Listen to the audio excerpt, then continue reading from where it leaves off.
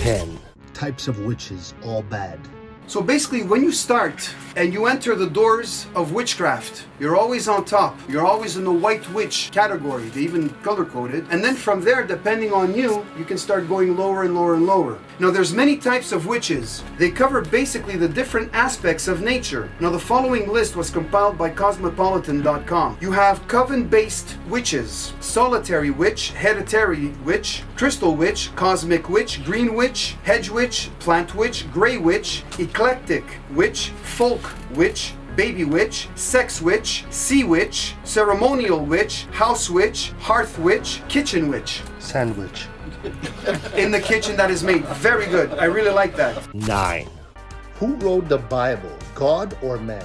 You need to understand that the points that I'm giving you, it's to prove that God is the author. He's the divine author of this book. 8. What does the love of money cause? In the end, when and if you realize it, will definitely leave you devastated and empty like a broken cistern. Listen to those that work night and day to make gain and in the end ended up losing their spouses and their children. Talk to those that they worked night and day and they lost their health getting there. And in the end realizing that money amounted to nothing and then they regretted it, but it's too late. 7. What is an enchantment? So the literal meaning is to attach something to someone. Therefore hearken not ye to your prophets, nor to your diviners, nor to your dreamers, nor to your enchanters, nor to your sorcerers, which speak unto you, saying, ye shall not serve the king of Babylon. The Lord does not explain what the occultic arts are. He's just saying, stay away from it. 6. The Bible portrays the law of thermodynamics.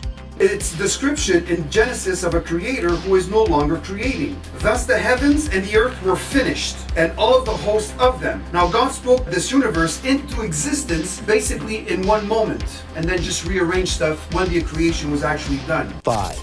The greatest free gift is on the table.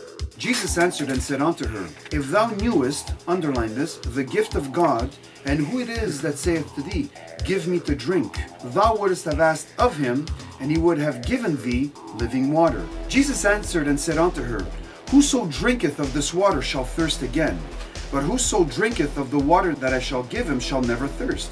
But the water that I shall give him shall be in him a well of water springing up into everlasting life. So the analogy of the water of the well is what this world, which belongs to Satan, has to offer you. The living water is what God has to offer you, which is the gift of the indwelling of the Holy Spirit within the believer. This is the greatest gift anyone can receive.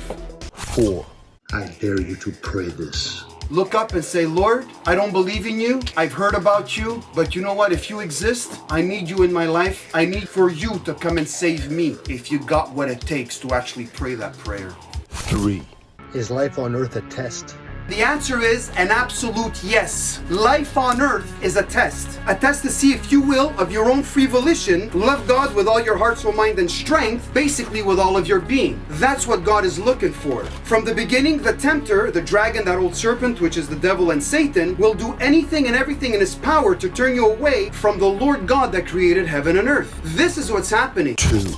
The Catholic Church says its beginning starts with Jesus and the apostles. Even a cursory reading of the New Testament, even if you read it through the first time, will reveal that the Catholic Church does not have its origins in the teachings of Jesus or his apostles. In the New Testament, there's no mention of the papacy. There are no popes. Petitioning saints in heaven for their prayers. Find me one verse in the New Testament, I would appreciate that. Apostolic succession, the ordinance of the Church, functioning as sacraments. Infant baptism, confession of sin to a priest, purgatory, indulgences, the equal authority of church traditions and scripture. But we saw Jesus decimated church traditions in Matthew chapter 15. He came in there like this, and he steamrolled it all over them. What does the Bible say to all these Catholics' held beliefs and doctrines? As a Roman Catholic, these are the questions you should be asking. So if the origin of the Catholic Church is not in the teachings of Jesus and his apostles, as recorded in the New Testament, where did the Roman Catholic Church get their beliefs and doctrines from? That's the questions you should be asking. 1.